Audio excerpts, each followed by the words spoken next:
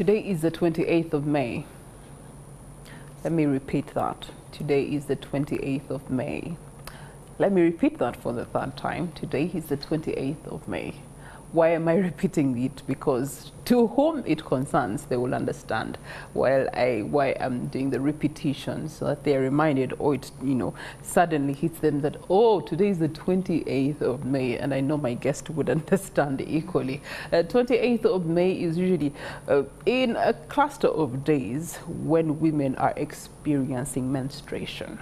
Yeah, and so over a cycle of 28 days, women towards the end of the month into the beginning of another month, most women by and large will be going through a menstrual cycle. And so today, as you're going into your workspace, as you're going through the communities and engaging with different women, please note, if they're very moody, don't worry. It's simply because they're having hormonal transfers here, and their eggs are moving all over the place.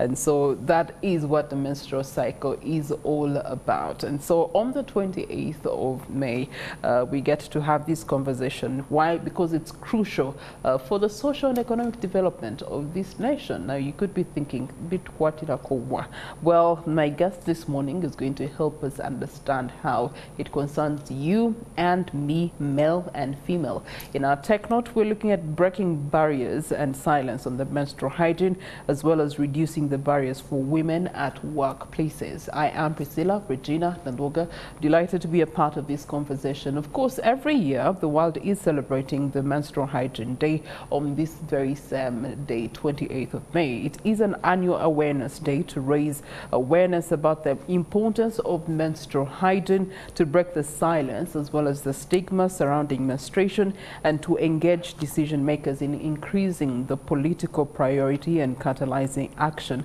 for menstrual health at global as well as national levels. Now, also, on the other hand, this very day is intentionally put aside to commemorate menstrual hygiene, because most women on average get their periods in 5 days, represented by the 5th month of the year, which is May. But also, these cycles tend to last about 28 days on average. So to walk us through this journey this month and this commemoration, I'm joined by Esther Nakitende. She is the legal officer with Women's Probono Initiative, and she's here to help us and you understand this conversation better, and how we can collectively play a role together to ensure menstrual hygiene. Isn't it, Esther? It is so, Regina. Good morning to you. Good morning. How are you? I'm doing well. How are you? I'm okay. Let me first go personal on this, if you're free. Certainly. When your cycle comes through, what do you experience? What does your body experience? Because from a personal experience, when I started on this journey as a teenager, I would actually faint. I would end up in the hospital with drips because of the excruciating pain I would have to go through. And that now imagine, luckily I was in a single girls school. I can't imagine what that experience would have been if I was in a mixed school. What was your experience? I should say mine is a bit relaxed. I do not have any hard cramps or some bitter pain. It is always a smooth journey all through the 5 days of my periods. All right. But I am very certain that there are so many other women who do not have that privilege. They do have a lot of pain during their periods, and it's the reason why we need to have this conversation. Okay. Women's Pro Bono Initiative, what do you do? Women's Pro Bono Initiative is a feminist organization that aims at making sure that justice does reach the women and girls, because we understand that so many women are disadvantaged, and it's for this reason that Women Pro Bono Initiative makes an effort to ensure that all women get justice in all aspects of life. It could be social, it could be economical, it could be political, and it is pro bono, meaning that you are likely to get the services at a free cost. Oh, really? That's interesting. Certainly it Okay, is. so in regards to menstruation, it has definitely significant impacts on social and economic development for women and girls. Let's talk about those impacts first. Yeah, first I would like to note that this is a very important day for women. as women, we go through a lot of things. And oftentimes, people do not tend to pay attention to us because they think we are just being cheeky, as they always say. But menstruation is one of the important things that every woman ought or should go through in their entire definition of a life. So let me start by maybe explaining what is menstruation to some other people or boys that could be sitting at the TV station, but they actually do not know what is menstruation. And the reason why I ought to first explain it is to break the silence. Many women do not want, or it's often with girls, they do not want to talk about the menstruation. I remember I had my first menstruation for 1 year. But my mother did not know because I was scared to tell her that, you know what, Mommy, I am having my menstruation. My own mother, when it came, she sent me the house help. And I had no idea what was happening. I just went to the bathroom and there was blood oozing out of me. I screamed, I cried. And they sent me the house help. So yes, it makes sense, silence. Yeah, so we need to break the silence. So menstruation is a cycle that a woman goes through. They have blood flowing out of their body. And that blood, usually it lasts for 5 days. And just as you've explained, it is why we chose the 50th month of the year. And the cycle is usually 28 days. I understand that for some women, it may extend to as far as 32 days or less, like 21 days. But for the average one, it is always 28 days, lasting for 5 days. So that is menstruation. So why is menstruation important to us as women? First, menstruation it's a natural process. So any young girl out there, 12 years, 13 years, you should not be worried that you are an alien or something out of the usual. Menstruation is something that is definitely normal to have for every girl child. So it is very important for the socio-economic reason because it does affect how we feel, how we perform at work as women. I'll give you an example. Statistically does have it that 62 girls every week are likely to drop out of school because of menstruation. So this is something that is really so important. So it affects the girl child in a way that every time they see their periods and they do not have the best knowledge on how best to handle it, they're likely to drop out of school.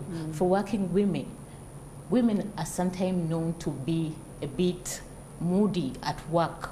So we need an environment that understands that these 5 days of the month, we have to understand that Regina will not be this high as usual. She'll be a bit calm, she'll be a bit moody. So that's how it affects our socio-economic life.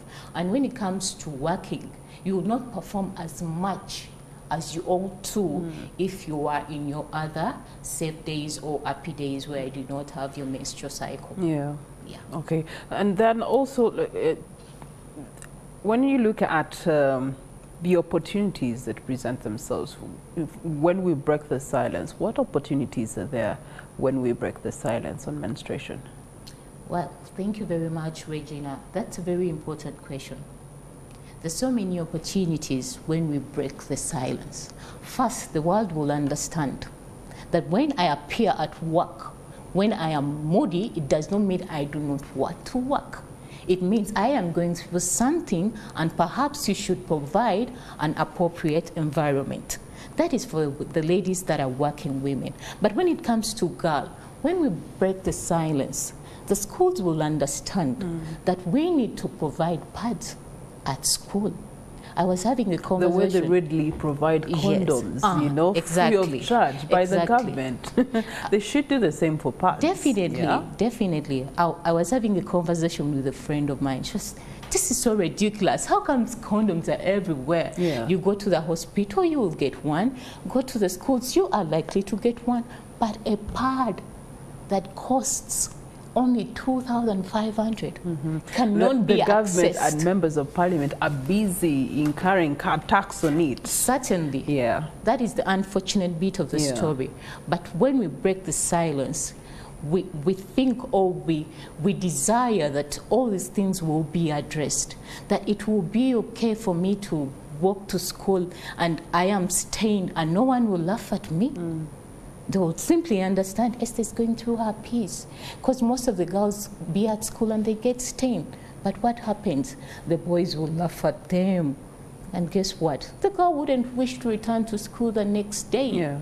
So when we break the silence, it will be normal for women and girls to embrace menstruation with confidence. Okay, but Esther, many a times as we are breaking the silence, we're tilting it towards the primary, affected person, which is the woman. And we're never bringing along our brothers and our friends and our work colleagues, because someone has just whispered to me, Naruoga, next time you're going through this thing and you're moody, please just let me know that it's that time of the month. So meaning that we leave them behind in having this conversation and creating a safe environment for women to go through such seasons.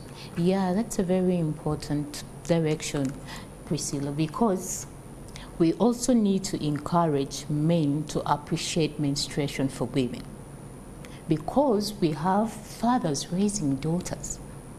We have families where the head is a boy and the rest are girls. So how do we approach this? That's why we are calling for an awareness that is not gender sensitive, but rather gender neutral, that involve everyone, involve the fathers, involve the mothers, involve the brothers, involve the male politicians, involve everyone, so that we can create a safe environment for menstrual hygiene. Because we cannot win the battle by ourselves as women. We actually need the men more, because they are the ones that laugh at us most. But they're the ones who benefit from us going through this menstrual cycle, because it means that we are capable of extending their legacies and lineages. Yes. Yeah. So which information seems to be hidden away from? Why do we hide away from the whole, importance of menstruation? It is the stigma that comes along when I say I am in my peace. It is associated with that. Right. Because you understand that in some religions and culture, they do not allow to keep company of women who are having the menstruation. So it is the stigma that comes along with saying, wow, I'm having my periods. Sometimes you tell a guy, I'm in my period, say, like, keep away, you are dirty. But that is not the reasoning behind. Actually, women in their periods tend to be more clean. They make an effort to take more showers. If you often take 2 showers a day, this time you say, I'll need to take 3. But men do not understand that. Okay. Yes. Bring it back to the work environment. What policies can be revised or even developed in the first place to accommodate the needs of menstruating employees, and how can we advocate for implementation on a broader scale? First, one thing that we need to consider at workplaces is providing free pads. Because you may think people at work do have the money and they can actually afford to buy the pad. Yeah, but sometimes you never know when it comes. Certainly. And it comes when you're very active. Yes, exactly. That's the point. So if we come to a place and we come up with a policy that every workplace, to cater for women, please find it wise and important to have sanitary pads at your workplaces. And second, consider that time that woman is having that heavy flow. How are you going to treat them? I know this will also interfere with one's privacy, because now we will have to expose that, in these particular days and these ones, I will be having my menstruation. But it is for our own good. I think that is better than showing up at work and you're given a lot of work, yet you're unable to do it because you're having cramps. So we need to have a conversation with our bosses on how they should treat us during our menstruation. Yes, okay. I think those are some of the things that we can undertake to. All right.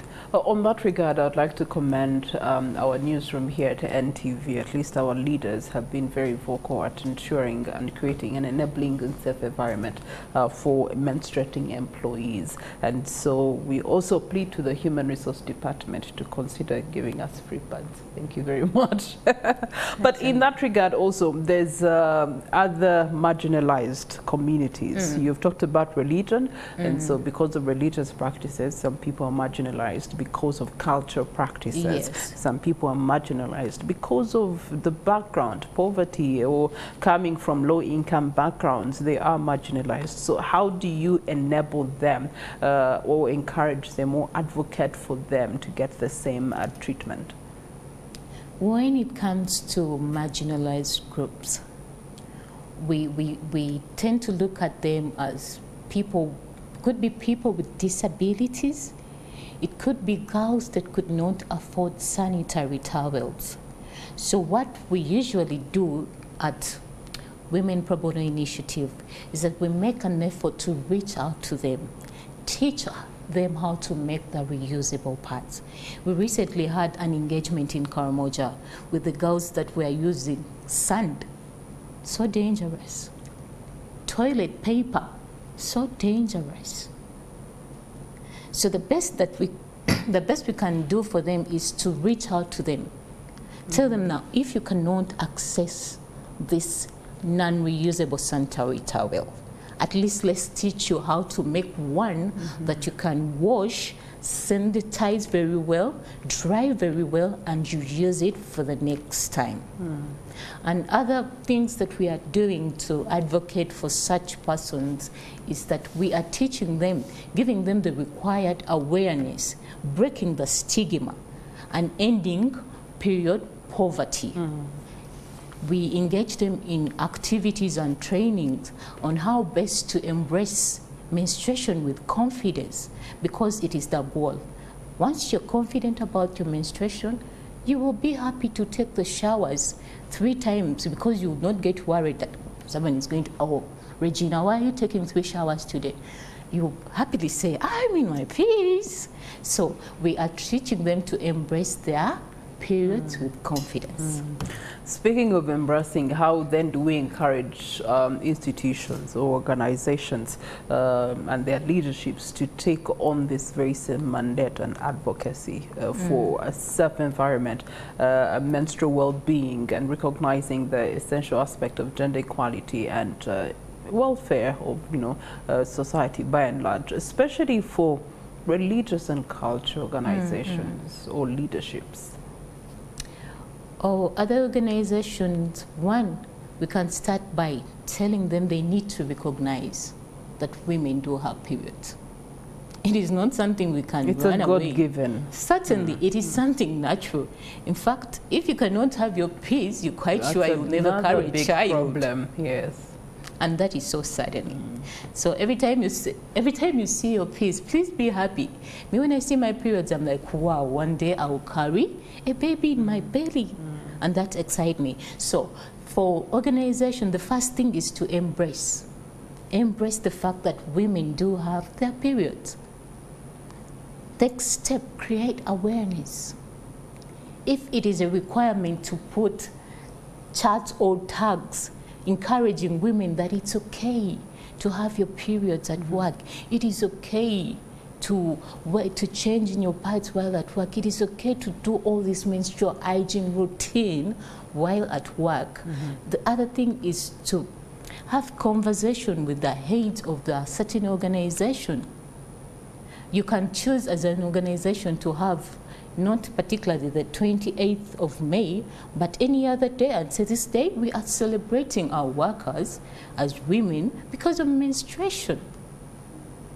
Yeah, you put a round table, have a conversation about it. That way, I think organization will be able to meet the required awareness. Okay. The other element that, again, I think we had mentioned earlier is bringing men on board as allies in this whole menstrual equity movement and promoting their active involvement in the workspace. What does that look like? Bringing men on board in the workspace. What does that look like? What does that look like? What does that look like? Bringing men on board in the workspace. What does that look like? Bringing men on board in the workspace. What does that look like? What does that look like? Bringing men on board in the workspace. What does that look like? That looks like men having a conversation with a man freely and telling him, you know what, bro, it's my piece. Can you help me do this? Right. Regina, today I'm not feeling fine. You're talking to maybe your co-worker. Can you sit in for me? Can you help me purchase pads? Small things. Oh yes, yeah, that's Small things. We do not really require big things from them. Small things. Yeah. Helping a lady purchase her pads. Some men cannot even stand at a shop or enter into a supermarket and order let alone walk in that aisle. Like, they feel ashamed. Yeah. So the small things like, can you sit in for me? I am feeling a bit crampy. Can you help me go to the supermarket and purchase this kind of pads? Yeah. And men, first step, at least know some pads for ladies. At least know there is always. So that when a lady tells you, I need pads urgently, you can get them something. So those are the small things I think we can do to involve men at our workplaces. It doesn't need to be something. What's your word of encouragement to women? Because I know through mostly culture, they've been made to about it.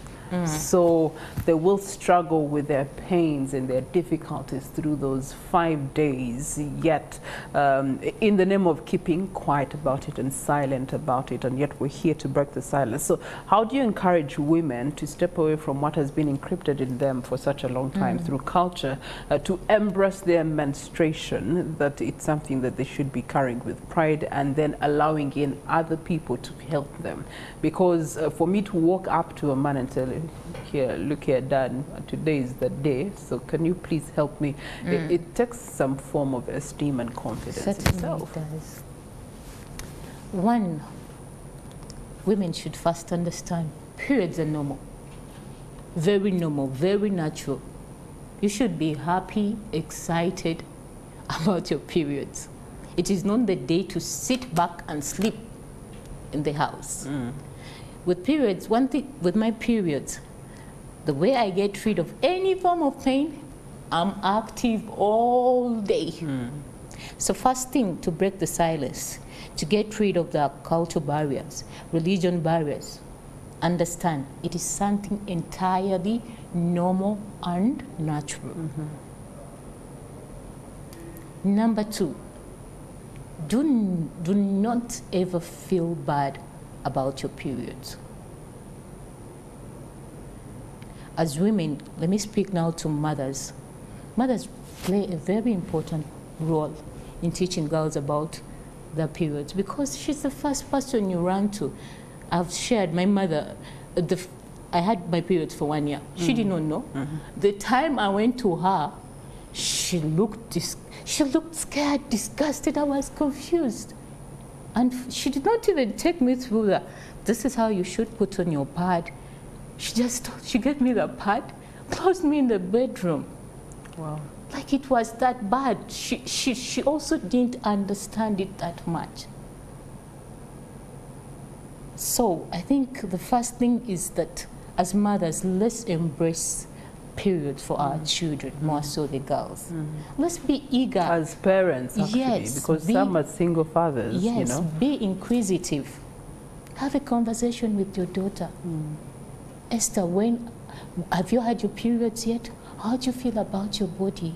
Very important for women, mothers, even fathers. You can train on job to do this. Yeah. So those are the very first thing that we need to do. Be open about it, be excited about it. Forget about the cultural things of women are dirty during their periods. Yeah. You do not have to do this during your periods. Just be excited about it. All right. In such a manner, we shall break the silence, we shall embrace period with confidence, and we shall all be happier people. Esther, truth be told, between you and me, the only time or the best time we ever got to know that our bodies would go through such things was through education. Certainly. Through school, through science, is when we were learning about the reproductive system, and then we were told that things were going to be happening to our bodies. And then the reality comes and it shocks us. That is by far the closest we came to education regarding menstruation, meaning that by and large there's lack of education tailor-made and specific to menstruation. Why is that, and how can we remedy that for our future, girls? Why is that? It's still the stigma that's associated with periods. That is the first reason why we have less education. Number two, most people do not find it important to have a conversation about periods. So many people are still shunning away from the fact that menstrual periods are very okay for girls. And how best can we remedy that? Right from, we had a suggestion at our workplace that right from P5, start engaging the girls and boys that, you know what, at 12, this is likely to happen to your body. And when this happens, this is what you should do. I'm not sure if schools of nowadays do have senior women, as maybe we had at Nakasero Primary School, but those are the conversations we had with our senior woman. She would sit us down, because I learned how to wear a pad from school, not from home. She would sit us down, group us in 10, and tell us about menstruation. So we need to break the barrier for all other girls that are not having such a privilege. Let's talk about the schools in villages, where we are certain this is not likely to happen. It's an encouragement to all schools where you do not engage your children, girls, as early as maybe P5, as early as 10. Into menstrual hygiene. Please take on that step. Have these conversations as early as possible, so that we can grow up with confidence that, you know what, it is okay for my period. Well, Esther Nakitende, the legal officer with Women's Probono Initiative, has really been, you're doing a good advocacy work, and I commend you for the work that you're doing. And so let's collectively also come up with material and education that sensitizes women, especially from as early as before they start, so that their minds are prepared. When it comes, it's not such a shock for them. But on national level also, in advocacy for policies that do allow for flexible working arrangements or menstrual leaves, enabling employees and people by and large managing their periods without compromising productivity and well-being.